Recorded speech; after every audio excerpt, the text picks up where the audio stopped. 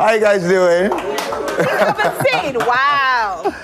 Let me put this right here. I know most. Oh, you can put it on the table. Okay, Don't worry at that's all. fine. Yes, I know Yes. most of them are starstruck. How many of you have seen him in person before? Yeah, from a distance. You're the only one who's seen him in person before. You have. Okay. Wow. So it's like celebrity, and so you're starstruck a bit, right? Starstruck. Oh. Did you ever dream of seeing him one day? Wow. That's surprising. It's good to see you. It's good to see you. It's good to see you. And, you know, I like changes. It reminds me of this line that says, changes are rule in life, and those who live in the past or present are certain to miss the future. Wow. You are so intelligent. It's not trying to be like you ain't easy. No. But you are super intelligent. I try. You know, I try. I was saying in my intro, over 3 decades, you've managed to stay relevant. We know the challenges hasn't been an easy one, but how have you managed to survive all of that? It's being persistent, knowing exactly what you want in this life. At a very tender age, I decided to take this path. You know, by age 7, I knew everything I wanted to do in this life, and you know, just staying on course. You know, evolving along the way, getting into new arenas, but still, you know, having the foundation in mind. That's the most important thing. Yeah. You have the flair for music. I do, definitely. You have produced a few, you have managed some, you know, great artists. Yeah. But how come you haven't released your song? Because I don't own a voice. I don't own a voice. Listen, you should see you do live music. I try. With live band. And that's why I don't even try to do it like they do, if you know what I mean. Okay. So I don't even know how to hold my notes. But if you're singing and you're getting it wrong, I can direct you. Yeah, that's So I bring the music out of other people. It's in my head, but it can't come out of me. Do you know what I mean? Yeah. It can't come out of me, so I bring it out of other people. And I've had a great time over the years in the music space. It's one of the greatest times for me, and we're looking at getting back there. I got a call last week from Nana Kwame. Remember Nana Kwame? Yes. You know, he called me last week. He's in the UK. He called me, he's like, Charlie, big bro, you know, I've been thinking, I think we should do one last album together. And Kwame Yebo has actually told me that I have to age 50 to record my album, otherwise I'm done. And he's the one producing the album. So I'm 46, so I have 4 years, 4 years to go. Right? But are you Maybe going to 3 bring years. it out? Oh, well, definitely. Definitely. And it's going to be one very eclectic album. My album is going to be one that has a bit of reggae, because I love my reggae. Yeah. Higher life, because I'm high life, you know. Gospel music, like different. Gospel music? Yeah. Who would have thought? Oh, of course. Yeah, you know, like a bit of everything. And over the years, especially with the musicians that I worked with, one of the reasons we always got the highest nominations whenever I got to like Ghana Music Awards or any such event was we always recorded different genres. We didn't box ourselves into maybe high life. And I think for any musician, if you're truly talented and you can really go places like a Samini or a Kim Promise or Sarkodie, you don't stay in one spot. You explore different arenas, and you know, it'll keep you going. And we are amazed at how far you've come. Through the challenges, you have still managed to get there. For me, I think that at a point in time, with all things that happened, I thought you would say, okay, you know what, bye-bye to media, I'm going to be a full-time entrepreneur, but you never did. Yeah, because, you know, whoever leaves radio or TV, you can't leave. You don't retire. What's a guy called? Larry King. Larry King. Larry King was on TV until he popped out. You know, he was on forever. Lou Dobbs, on Tommy Annan Force, and it's timeless like the moon, sun, and rain, always on radio. Our good old KOD is back, you know, as the CEO of a media organization, and that's what it is. So once it's something you're very passionate about, something that you've always loved, not something that you decided to do because, you know, you were trying to while away time, you never retire. So what inspired you to go into media in the first place? It was, I think probably about age 6 or 7. My dad had a friend at GBC called Auntie Emilia Cromwell Adama. And she had a show for children, before Children's Own on TV. Right. So I went to visit her one day, you know, saw like the technicalities of TV and everything that was happening there. I'm like, wow, I'd want to do this in future when I grow up. And besides that, I was always drumming at home, putting my mother's buckets together and drumming and making noise. My mother would shout, "Otrema, I didn't know, Otrema, I didn't know," you know. And I knew there was no way I was going to grow up to become maybe a lawyer or a doctor. You knew? Why No, didn't you like to study? I knew, no, because I'm a creative. I'm a creative, you know. When I was done with my master's, my lecturers were like, listen, you made time to speak to the class quite often, would want you to do the MPhil, so, you know, in between time, you can come and teach. Yeah. I don't think I have that in my blood. You know, I can teach people in my area of work, but if I have to stand in front of a class, maybe I'd gather that confidence in future, but, you know, I'm just everything that I am. Wow. He's a wonderful man, isn't he? He's a wonderful man. And, you know, your time in media from Radio Gold, days of Radio Gold, is that where you started? Well, when I went on air was from Radio Gold, but I was part of the team that established Sunshine Radio. I think that must have been in 1996. Okay. How old were you then? I was probably 17 years, But then I was working with KOD as a production assistant and copywriter. Okay. After my O-level, I started working. You know, I went to uni much later. After my O-level, I started working. So I was a copywriter by age 18. I was full-time on radio, and by 1999, I was on TV. So how did the TV start? I think Yola was the biggest motivator for TV. When Ghana Music Awards started, and I was working on as a producer, a production assistant, producer for the Ghana Music Awards chart show. And then, you know, I was on the board, I was in the selection committee, and being in the immediate circle of Charterhouse, I mean, who else to use if I was on radio already? And who else to use if I was part of the planning and selection committee? So, you know, that came my way, and you excelled as well. Wow, but it was not very easy. We had some crazy moments. Really? Yes. Tell us about it. Listen, man, we had moments when we could not even say our intro. Yeah. KOD? Oh, yes. Not just me, myself, Kwame Fache had some terrible times as well. Jessica from City. Jessica Parry. Yes. Charlie, it was not easy. Yeah. But we were seeing you, and you know, they were speaking like white people. Oh, forget. The slang. forget. Really? You know, it took some time for us to become everything that we are. And that's what it is if you're very passionate about learning and honing your skill. You know, every day is an opportunity for you to get better. Some people say they stand in front of the mirror to practice till they are perfect. Do you do the same?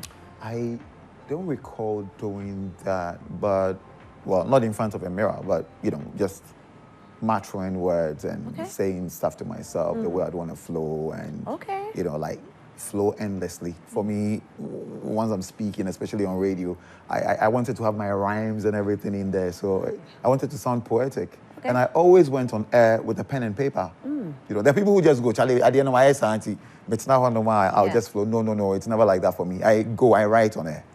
And that's how we were taught. Till date? Till date, that's still right. That's still right. What are you writing? You know. What are you going to say? Yeah, for my thought process to be in a certain flow. Right. You know, that's, for me, that's the best thing. So I write in between, just pointers. And back then, even before you went on air as a presenter, you had to show your running order, your log sheet to your head of programs. They want to see what you're going to say. You know, they want to see what you're going to say. They want to see your playlist. And that's how we also got to pay copyright for the music we played on air. Right. Because your log sheet included writing, jotting down all the songs you're writing, you're playing, even the length of time you play them, so that the musicians get paid at the end of the month. Wow. Yeah. Times have changed. Do you think that currently we are not taking media as serious as we were taking it in the past? Well, it ought to get better, because we're quite, you know, there are quite a number of, listen, the number of radio and TV stations in Ghana, it's quite a lot. But then the challenge is there are certain people, if you're working in an environment like this, in multimedia, you can't be still. You have to be you have to learn every day. You know, because for many people who work in this space, this is the ultimate. Working here, at a point in time, Ken Ashigbe wanted me to come work here. I was like, Ken, you know, where do you go? Like, if you run away and go for like 3 months or come back here, no, you can't do that. Yeah. And multimedia has always been my second home. Right. You know, being part of like Easter Soup Kitchen, all your events over the years, everything. You know, so this has always been home, but I never conceived working here. I thought, Charlie, Charlie. So even if we give you the offer now? Oh, now, dear, no. Why? I'd probably want to do maybe a once-a-week show on TV or radio. Okay. But to consistently wake up and go to work every day, no, I can't. You can't? No, I can't. Is it because of the age? I think it comes with age and other areas that I find myself.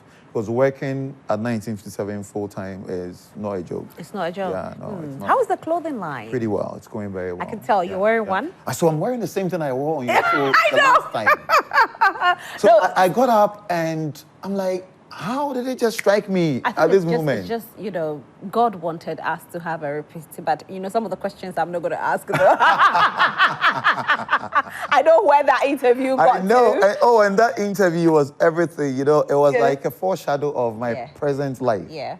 Yeah, it was a foreshadow of my present life. And now you're living I'm living, yes, yeah. You know, I was telling somebody that I think that particular interview gave you a different step for you to be able to open up for people to know who you truly are. It did. It was a great interview. You did a great job at asking the right questions. And I believe my comfort around you also, you know, got me to not even think about, I was not even thinking about like the cameras around. It was just like having a conversation with you, like we always do, But do you think that the new you is a better version of the old you? It's an elevated version of me, and, you know, the new me has always been part of me, you know, inwardly. But then once you have a boss, once you work with a TV station or a radio station or any organization where you have a boss, you're quite calculated in certain aspects of your life. I don't have a boss now, I'm the boss. You are the boss. So my decisions and consequences, you know, the consequences of my decisions, they are entirely up to me. Do you understand? So yeah, I got to that point and I thought, well, we can't sit back for this country to go where it's going without being part of the voice for change. Yeah. And we love who you are. Yeah. We love that you are openly doing what you love to do. Yeah. You know, quite a number of people who were like our ages got into that space. The founding fathers of this continent were not old men, they were young people. That's true. You know, and if young people like the ones we have in the audience decide to keep quiet and probably decide not to go vote. You guys are all voting, I'm sure. You all have your voter ID card. You have to vote. It's very important. You have to vote so you're part of decision making. So when things are decided and you're not happy with it, you can say, no, this is not what I voted for. You know, so we all need to have voices and be very proactive in making sure that Ghana gets to the right. So the picture on the screen currently. Yeah, it's my mother. That's your mother. But you know, you look a bit like her. I do well wear shanties. Yeah, you look a bit. So what year was this? This was when my dad passed. Yeah, when my dad passed, they got wind of it and they called me to come home. President Rawlings and Mrs. Rawlings, because my dad was director of prisons when he was in office. Okay. Yeah, so we always had a very great relationship. My mother was a pioneer, founding member of 31st December Women's Movement. So we've had a relationship since I was a child growing up. Okay. They've always been family to me. It's unfortunate President Rawlings has gone to be with his maker at this time in my life when I'm doing some of the stuff he always motivated me to. But what he never really cared about is whether I was supporting his party or not. Really? Yeah, he only thought that, listen, you would be very instrumental and have an impact on society in the political terrain. So, you know, just do what you have to do. So why were you holding back? I was holding back. One of the reasons was actually because I also had like friends everywhere.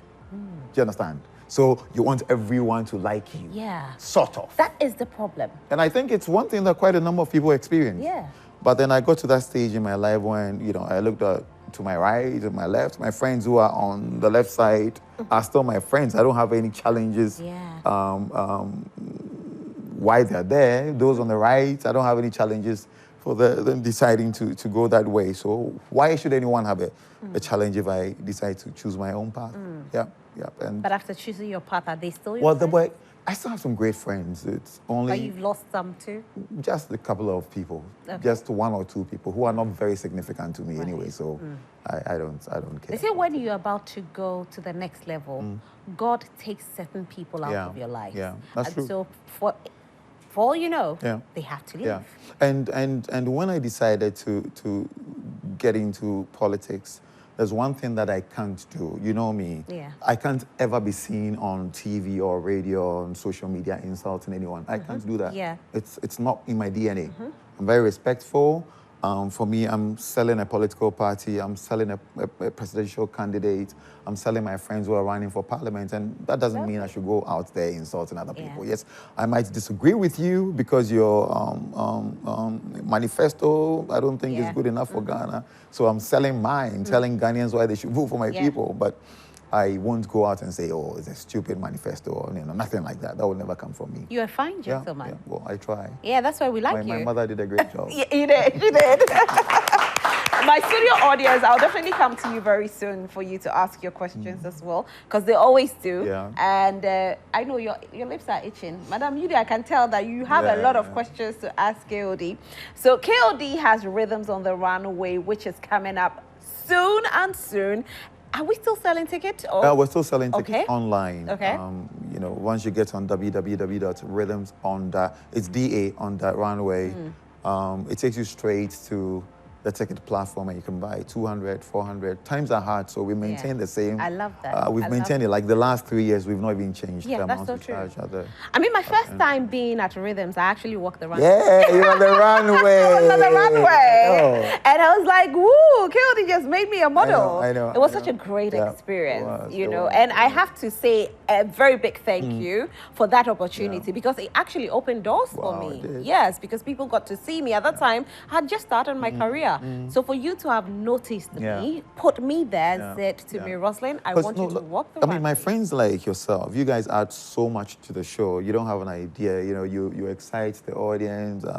Akuma Mama Zimbi would get on stage any day and do a thing. You would come on, look at that stage with Kwao, all these crazy friends of my Alexis Bill. Yeah. And they add so much character to Rhythms on the Runway. It's become an element of the show. We can't go without having the celebrity, look at that.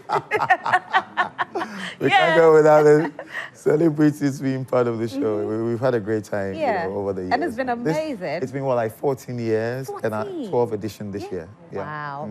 Please give it up for him. Never easy.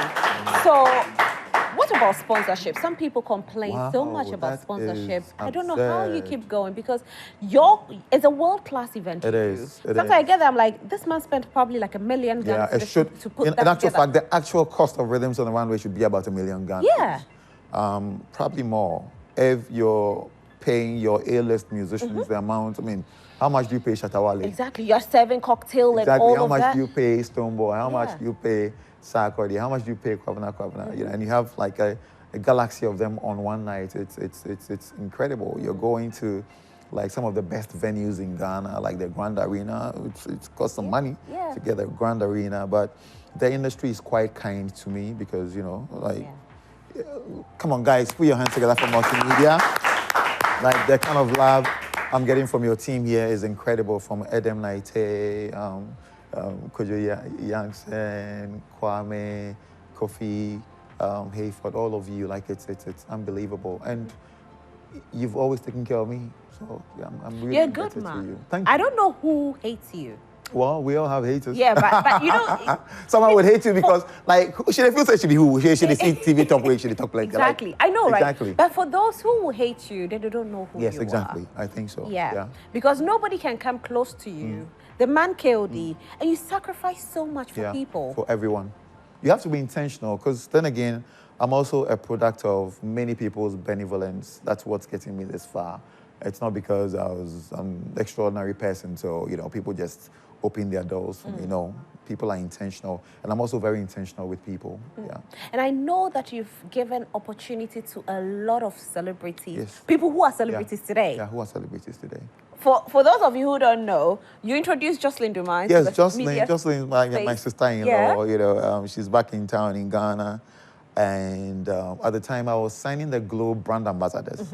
I'm thinking, I just think she could do this thing, you know, but then she didn't have presence in the media space. So I spoke with Yola, who then had a TV station, GH1 TV. And we're like, Charlie, my sister-in-law, we can put her on TV. And this is how fast. And that's how. Yeah, that's how it started. You know? I'm getting flashbacks of moments when Jocelyn is going to host an event like, Kofi, I don't even know what I will talk or say. I'll text her what to say. Yeah, wow. Yeah, and we all start from somewhere. Yeah. You know, yeah. You're a good man. A very good man. Okay, so we're ready for your questions. Now you can ask. Take the microphone and ask your questions. Hi, Rosalind. Hi. Looking splendid. Thank Always. you. Yeah. Yeah. No, I knew KOD was coming. He's a fashion guru in Ghana. You know that? Yeah. So, growing up, I've been watching you on TV always, and I'm glad to have the opportunity to see you in person. Right. But I have like 3 questions I would like to ask. Wow, go on. Very quick one. I want to know if you've had any challenges in the field that you see yourself to be inside right now, being the media space, managing musicians, and then your business and the political aspects. Have you had any challenges, like whereby you've gotten to a point where you feel like giving up? And my second question is also... I thought that was all in one. There's more. Okay. Yes. Okay. And my second question is also... I really want to know the loopholes in the Ghana music.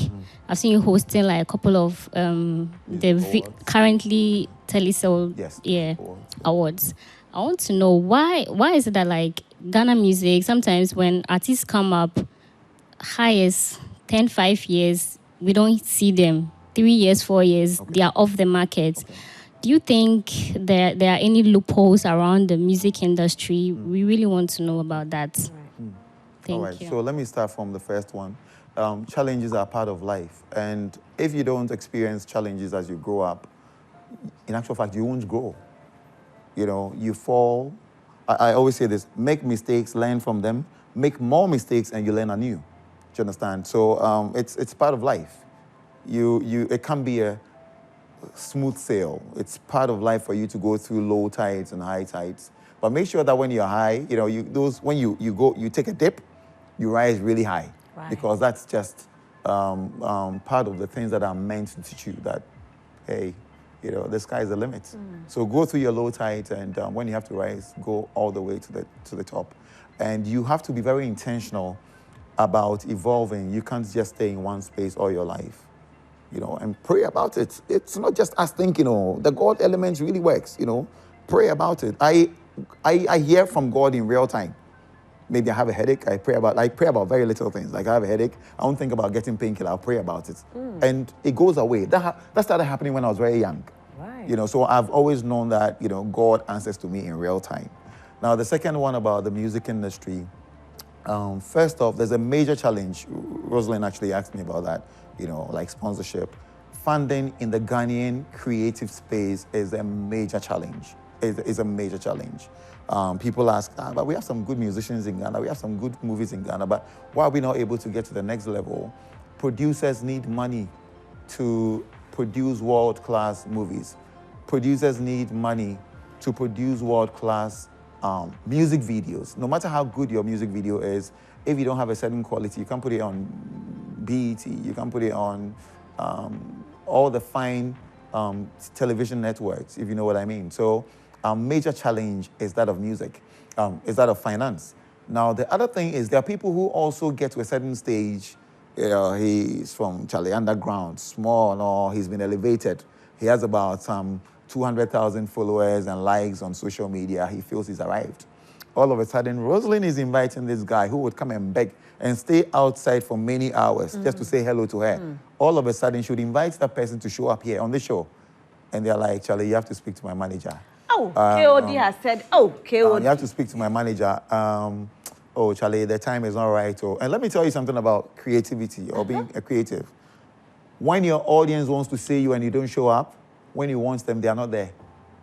Because at every point that you're forcing your way or making waves across the entertainment terrain, there's someone else coming. So if you're not consistent, you don't hone your space and own it, someone is going to overtake you. That's why you see someone like KOD, people wonder, okay, this underground artist is going to do a song with this person. That's how you do it. You don't just stay in one space because you think you're the king. You still go down, work with young people. That means you're also getting some of their constituents. You're getting some of their followers, and that's how you stay relevant in the game. I'll take just one more, and then I can go into Rhythms on the Runway. It's very important to me. I never miss that event. Yes, you can. Hi. Hello. Please, my question is, what kept you on track during these 3 decades? Being it media, business, like, what kept you on track? Right. I knew there was nothing else for me to do. I can't imagine myself maybe selling cars or owning. Maybe I could own an iron rods company, sell iron rods. But I chose a path when I was very young. I decided to be in this space of media and creativity. So it's being intentional. The word is intentional. Being intentional and deciding that this is where I want to be. This is where I want to stay. And I'd go ahead and evolve over time. But the evolution should be part of your growth as you get elevated in life. Yeah, that's what I believe. I mean, me being in the media space, it's as if I have a recorder in my head. Like everything you're saying, I'm taking it. Yeah. I'm just taking it. I'm like, Rosalind, these are the people that have been there 3 decades and more. And they are the ones to learn from. Because I'm sure you go through this sometimes. There are moments you wake up and you're just tired of everything that you do. And then there should be a driver, a motivator, something that says, wow, Rosalind, this is all. Do you know why? Because sometimes we forget about how hungry we were before. Yeah. Charlie, all I ever wanted was this opportunity to sit here and speak to the rest of the world. Now, because you're here, you've been here for like 1 year, 2 years, 3 years, you're like, yeah, Charlie. I've arrived. Hey, oh, wow. Yeah. No. You should start thinking about the next level. Okay, the last time we had a conversation on your show, it was not here. Yeah. You've evolved since the last time we had a chat on your TV show. Yeah. And that's what it should be. That's what it should be. Come on, put your hands together. Oh, my God. I mean, when my journey started, we were there. Of course. You saw me, I came in. You started hard, though. Right? Even when you started doing CNN and things. It was, I know, that is another story. Yeah. I was sleeping. Exactly. I got a call, and I was like, come in and come and do this. And it was just by the way. And I just decided, let me take up the opportunity and go. Can you imagine the number of people in our space who are not happy because about this girl's how? That's so true. You know what I mean? Yeah. Yep. And I actually got calls. Somebody said she received it. The one who called me said she received a call from somebody saying, but why didn't you call me? You called Rosalie. Who knows her? And at that time, people didn't know me. There's a word called favor. Favor. God chose you. Amen. And you also chose me to walk the runway. Exactly. So this year, let's talk about how this year is going to be. Rhythms on the Runway, the 14th edition, we've chosen the theme Kente. Yeah, I love Kente, actually, I do. And we did, looking at a lot of things that are happening this year. It's an election year. What is Kente? It's a fabric or cloth of royalty, distinction, a beautiful country called Ghana. Anywhere in the world that you go, once you think about Kente, you find Kente in Ivory Coast, in Togo and Benin, but there's only one country that's known for Kente. It's Ghana, full stop. Yeah. And Kente comes in different colors, different strands, different fabrics, woven together to become one beautiful cloth.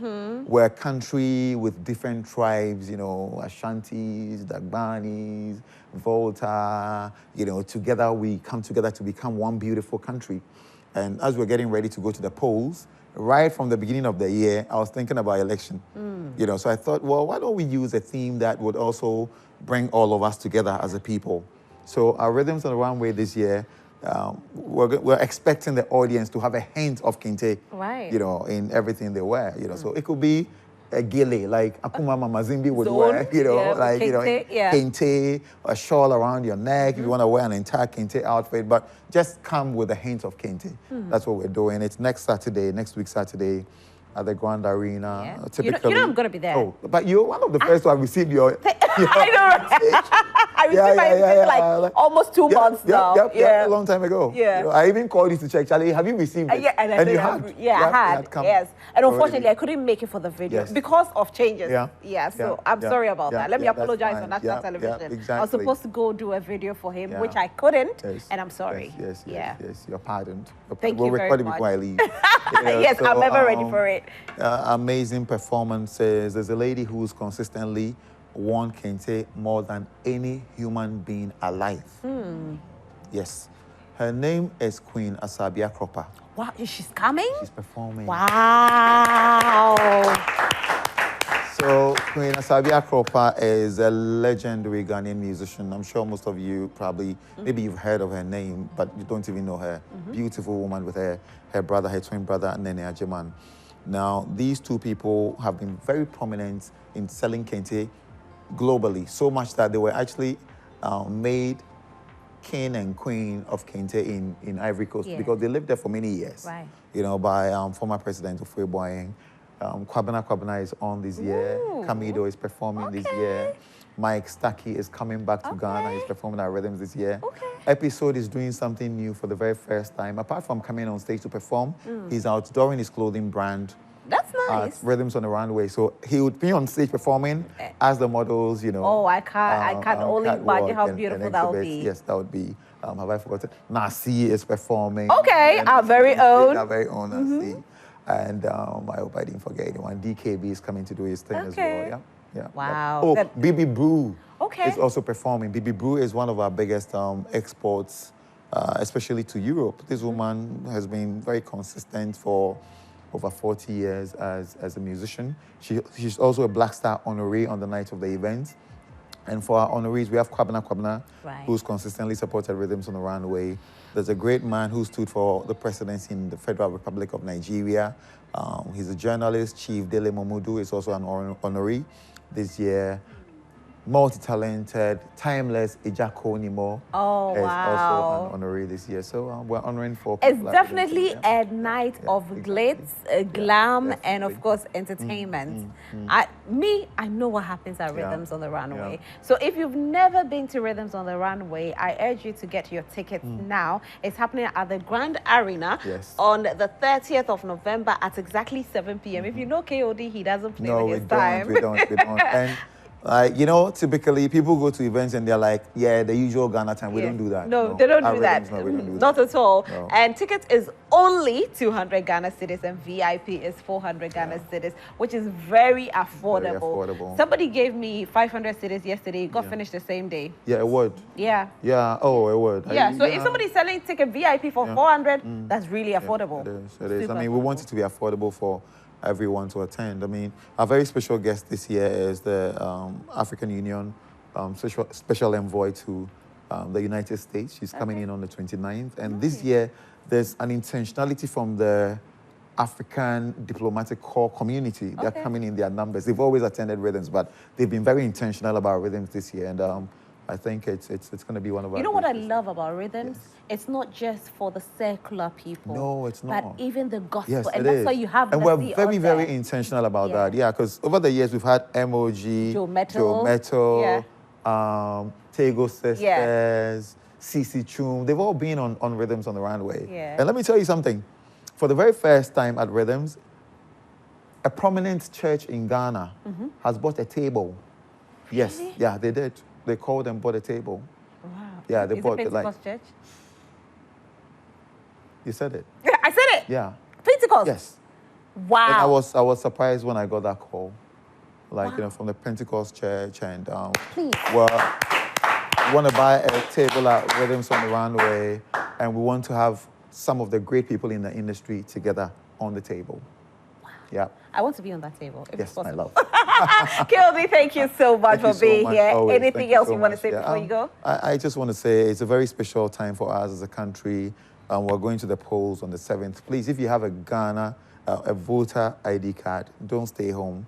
Don't say you're unhappy with whatever's happening around you. Whatever it is, whichever party you are voting for, go out there, vote. It's very important for you to vote. And go home peacefully. If you want to be part of the counting of the ballot papers, just keep a distance, but make sure you're not fighting. Let's make sure we maintain the peace we have in this country. Thank you so much, KOD.